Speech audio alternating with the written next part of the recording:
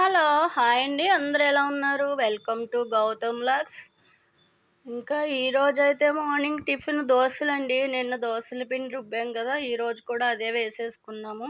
ఇంక ఎండలకి ఎక్కువ రోజులున్న పులిసిపోతాయని అదే దోస పిండేసుకొని ఇదైతే టమాటా చట్నీ చేశానండి. ఇంకా టిఫిన్ అయితే అలా అయింది. ఇంకా భోజనానికైతే వేడిగా రైసు, ఇది వంకాయ పులుసండి. ఇగురు కూరలు తినలేకపోతున్నాం అంటున్నాను కదండీ! అందుకని కొంచెం బెల్లం వేసుకొని పులుసు వండుకున్నాం. ఇదైతే పాతకాలం నాటి పెసరకట్టండి. ఎండల తాపాన్ని తగ్గించడానికి పెసరకట్టు చాలా పనిచేస్తుంది. టమోటాలు, బెండకాయ ముక్కలు, ఉల్లిపాయ, పచ్చిమిరపకాయలు, ఇదేమో పెసరపప్పు ఉడకబెట్టుకొని కుక్కర్‌లో విజిలేయించుకొని ఉంచుకున్నాను. ఇది మిక్సీలో వేసి అన్నీ ముక్కలు, ఈ పప్పు అన్నీ వేడి నీళ్ళలో ఏసి బాగా మరిగాక ఇలా తాలింపు వేయాలండి. దీంట్లో ఉప్పు, పసుపే వెయ్యాలి. చింతపండు వెయ్యనవసరం లేదు. ఇది పెసరకట్టు అంటారు.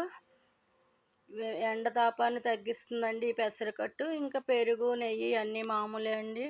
ఇంకా వంటయితే అదండి. పిల్లల యాక్టివిటీస్‌కెళ్తే ఇది డాన్స్ ప్రాక్టీస్ చేస్తున్నారు. ఇంకా 1 తారీఖు వరకే ఉంటాయండి యాక్టివిటీ క్లాసులు. 1 నుంచి సెలవులండి.